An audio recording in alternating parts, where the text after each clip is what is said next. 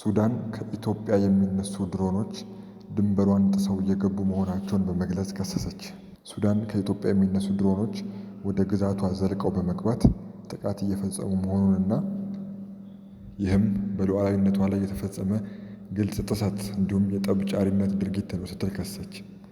የሱዳን የውጭ ጉዳይ ሚኒስቴር ሰኞ የካቲት 22 2018 ዓ.ም ባወጣው መግለጫ በአውሮፓውያኑ የካቲትና ጥር ወር መጀመሪያ ከኢትዮጵያ ግዛት የሚነሱ ድሮኖች ወደ ግዛቱ መግባታቸውን ሲከታተል እንደነበር አመልክቷል።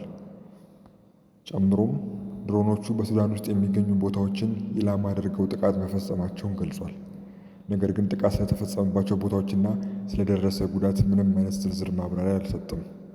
የሱዳን መንግስት ከኢትዮጵያ በኩል ተፈጽሟል ያለውን የድሮን ጥሰት ግዴለሽና ተቀባይነት የሌለው ድርጊት በማለት ሌላ መዘዝ ሊያስከትል እንደሚችል አስጠንቅቋል። በአረብኛ የተሰራጨው የሱዳን የውጭ ጉዳይ ሚኒስቴር መግለጫ ይህ ድርጊት የሚቀጥል ከሆነ ሉዓላዊነቱንና የግዛት አንድነቱን ለመከላከል መብቱ እንዳለው እንዲሁም በተለያዩ መንገዶች ምላሽ የሚሰጥበት አቅም እንዳለው ገልጿል። ቢቢሲ ከኢትዮጵያ የውጭ ጉዳይ ሚኒስቴር በቀረበው ክስ ላይ ምላሽ ለማግኘት ያደረገው ተደጋጋሚ ሙከራ አልተሳካም። በሱዳን ጦርና በፈጥኖ ደራሽ ኃይሉ መካከል በሚካሄደው የእርስ በርስ ጦርነት ውስጥ በአልቡርሃን የሚመራው ጦር ሰራዊት ተቀናቃኙን በመርዳት ይከሳታል። በኢትዮጵያ መንግስት በኩልም በተለያዩ ጊዜያት ከሱዳን የጦር መሳሪያዎችና ታጣቂዎች ወደ ግዛቱ እንደሚገቡ በተደጋጋሚ ሲገልጽ ቆይቷል። ባለፈው ወር ሮይተርስ የዜና ወኪል ኢትዮጵያ ከሱዳን ጋር በሚያዋስናት ግዛቷ ውስጥ የፈጥኖ ደራሽ ኃይሉ ተዋጊዎች የሚሰለጥኑበት ካምፕ እንዳለ የተለያዩ ምንጮችና የሳተላይት ምስሎችን በማስረጃነት በመጠቀም ዘገባ ማቅረቡ ይታወሳል። ይህንንም በተመለከተ የኢትዮጵያ መንግስት እስካሁን ማረጋገጫም ሆነ ማስተባበያ አልሰጠም። በሱዳን በሚካሄደው የእርስ በርስ ጦርነት ውስጥ የተለያዩ ኢትዮጵያን ጨምሮ አገራት አንደኛውን ወገን እንደሚደግፉ የተለያዩ ዘገባዎች ቢወጡም ሁሉም ሀገራት ሲያስተባብሉ ቆይተዋል። በተለይ የኢትዮጵያ የቅርብ ወዳጅ የሆነችው ዩናይትድ አረብ ኤሚሬትስ በግብፅ የሚደገፈውን የሱዳን ጦር ሰራዊትን እየተዋጋ የሚገኘውን በሐምዳን ዳጋሎ የሚመራውን የሱዳን ፈጥኖ ደራሽ ኃይልን ትደግፋለች በሚል በዋናነት ትከሰሳለች። በታላቁ የህዳሴ ግድብ ምክንያት ከግብፅ ጎን በመቆም ኢትዮጵያን የሚቃወመው የሱዳን ጦር ኃይል መሪ ጄኔራል አልቡርሃን ከኢትዮጵያ ጋር ያላቸው ግንኙነት መቀዛቀዙ ሲነገር ቆይቷል። ሱዳንና ግብፅ ኢትዮጵያ ገንብታ ያጠናቀቀችው በአፍሪካ ትልቁ የኤሌክትሪክ ኃይል ማመንጫ ግድብ ወደ ግዛታቸው የሚደርሰውን የአባይ ውሃ መጠን ይቀንሳል በሚል ስጋት የግድቡን ስራ በሚመለከት ኢትዮጵያ አስገዳጅ ስምምነት እንድትፈርም እየወተወቱ ነው። ኢትዮጵያ ግን ግድቡ የወንዙን የውሃ ፍሰት የማይገታ መሆኑን በመጥቀስ ሁለቱ ሀገራት የሚያቀርቡትን ሀሳብ ውድቅ አድርገዋለች። በተጨማሪም ኢትዮጵያና ሱዳን ለእርሻ ለም በሆነው የአልፋሽጋ አካባቢ ይገባኛል ምክንያት ለዓመታት የቆየ አለመግባባት እንዳላቸው ይታወቃል። ይህ በእንዲህ እንዳለ በደቡብ ሱዳን በተፈጸመ ድንገተኛ ጥቃት ቢያንስ 169 ሰዎች ተገደሉ። በደቡብ ሱዳን ማንነታቸው ያልታወቁ ታጣቂዎች በፈጸሙት ድንገተኛ ጥቃት በሰሜናዊ የአገሪቱ ክፍል የመንግስት ኃላፊዎችን ጨምሮ ቢያንስ 169 ሰዎች መገደላቸውን የአገሪቱ ባለስልጣናት ገለጹ። ጥቃቱ የተፈጸመው ሩዌንግ ተብሎ በሚጠራው ግዛት መሆኑን የግዛቲቱ ቃል አቀባይ ጄምስ ሞኒላውክ ሚጆክ ተናግረው የጥቃት ፈጻሚዎቹ ከጎረቤት ግዛት ከመጡና ከተቃዋሚው የሱዳን ነጻነት ጦር ጋር ግንኙነት ያላቸው ወጣቶች ሊሆኑ ይችላሉ ብለዋል። የሱዳን የነጻነት ጦር ግን የአገሪቱ ግዛቶች ግጭቶችን ከፖለቲካ ጋር እያነካኩ ነው በሚል የቀረበበትን ክስ አስተባብሏል።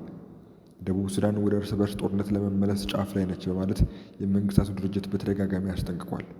ቃል አቀባዩ እንዳሉት ከሟቾቹ መካከል 79 የሚሆኑት የመንግስት ታጣቂዎች ናቸው።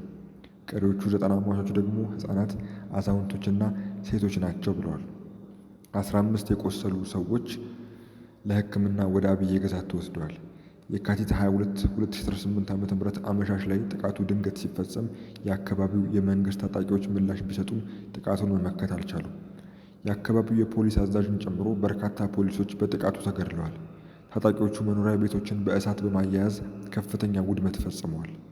በደቡብ ሱዳን የሚገኘው የመንግስታቱ ድርጅት ወኪል ጥቃቱን ተከትሎ 1000 የሚደርሱ ሰዎች ከለላ ፍለጋ ወደ ጣቢያቸው መሄዳቸውን ገልጸዋል።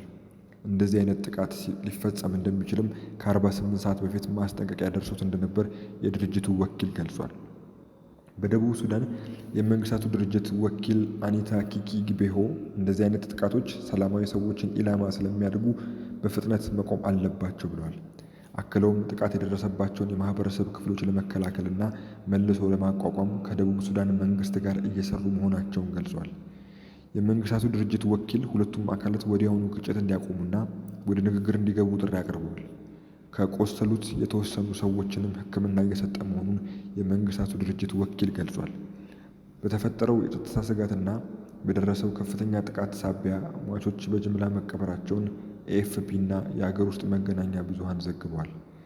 ተከታታይነት ባለው ግጭት ምክንያት ጆንግሌ በሚባለው ሌላ ግዛት የድንበር የለሽ የሕክምና ቡድን በጎ አድራጎት ድርጅት 26 ሰራተኞቹ መጥፋታቸውን ገልጿል። የበጎ አድራጎት ድርጅቱ በግዛቷ 2 ቀጠናዎች እርዳታ ማቆሙን አስታውቋል። ጥር ወር መጀመሪያ አንደኛው የሕክምና መስጫ ጣቢያው በመንግስት የጦር ጀት ጥቃት እንደተፈጸመበትም ገልጿል። በ2003 ዓ.ም ነፃነቷን ያወጀችው ደቡብ ሱዳን በእርስ በርስ ጦርነት፣ በሙስናና በድህነት በተደጋጋሚ እየተፈተነች ትገኛለች። የመንግስታቱ ድርጅት በፈረንጆቹ 2018 በፕሬዝዳንት ሳልቫኪር እና በምክትላቸው ሬክ ማቻር የተደረሰው የስልጣን መጋራት ስምምነት በመጣሱ በአገሪቱ የእርስ በርስ ጦርነት ሊያገረሽ ይችላል በማለት አስጠንቅቋል። በመጨረሻም አሜሪካ ኢራን ውስጥ ከ1700 በላይ ኢላማዎችን መምታቷን አስታወቀች። ቅዳሜ ዕለት በኢራን ላይ በተከፈተው ጥቃት በ3 ቀናት ውስጥ ከ1700 በላይ ኢላማዎችን ኢራን ውስጥ መምታቱን የአሜሪካ ሰራዊት ማዕከላዊ እዝ ሴንትኮም ያወጣው መረጃ አመላከተ። በጥቃቶቹ ኢላማ ከተደረጉት ስፍራዎች መካከል የሚሳኤል ማስወንጨፊያዎች፣ የባህር ኃይል መርከቦች፣ ባህር ሰርጓጅ መርከቦች እና የመቆጣጠሪያ ማዕከላት ይገኙባቸዋል። ማዕከላዊ እዙ ጨምሮም ለእነዚህ ጥቃቶች በርካታ ተዋጊ ጀቶችን ጨምሮ የጦር አውሮፕላኖች፣ ሚሳኤሎች እና የጦር መርከቦች ጥቅም ላይ ውለዋል። መረጃው በ72 ሰዓታት ውስጥ በኢራን ላይ የተፈጸሙ ጥቃቶችን ዝርዝር ያወጣ ሲሆን በቅድሚያ ኢላማ የተደረጉት ለዘመቻው እንቅፋት የሚሆኑ ስፍራዎች እንደሆኑ ተጠቅሷል። ዘገባው የቢቢሲ ነው።